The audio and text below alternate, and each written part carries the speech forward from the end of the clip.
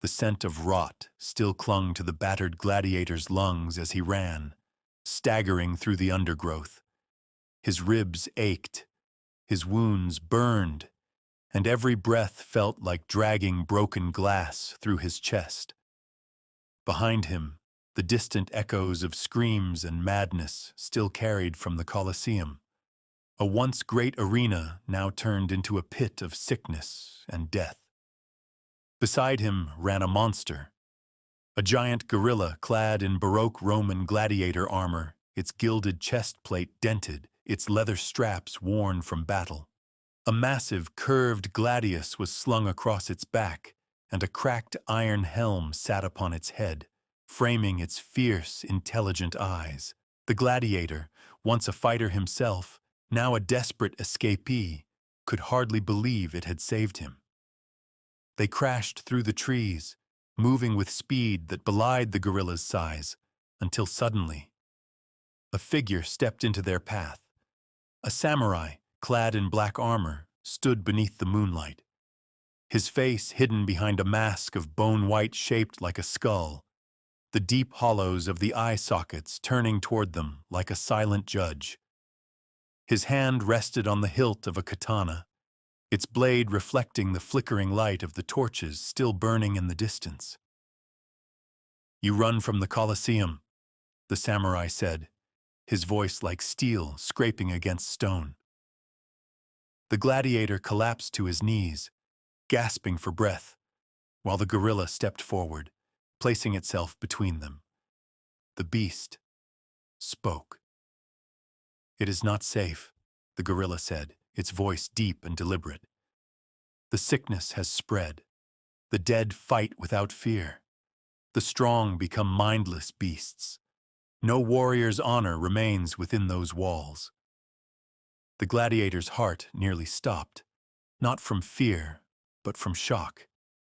The gorilla spoke. Clearly, the samurai did not flinch. "I have heard the whispers," he said. "A disease that turns warriors into nothing but weapons. Is it truly as they say?" The gorilla nodded. "Worse. The crowd has become the infection. They do not cheer for blood. They hunger for it. They rise after they fall. I will not fight for them any longer."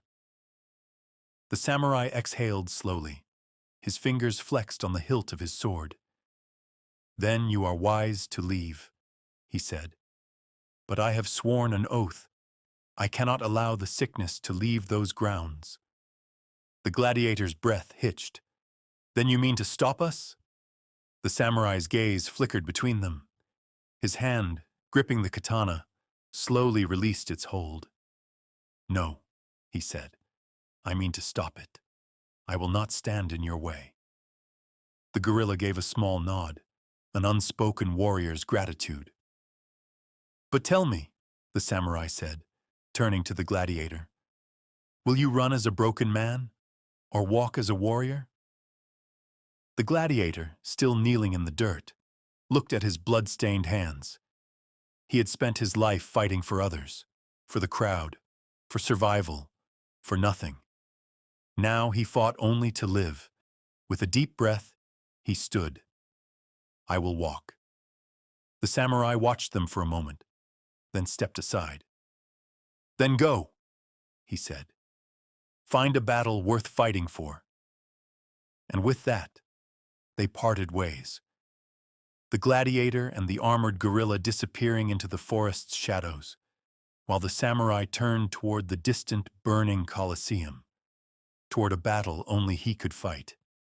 As they ran, the gladiator finally turned to the gorilla, eyes wide with disbelief. "You can speak?" The gorilla chuckled. "You never asked." And under the moonlit canopy, they vanished into the night. Warriors without a battlefield, survivors in search of something greater.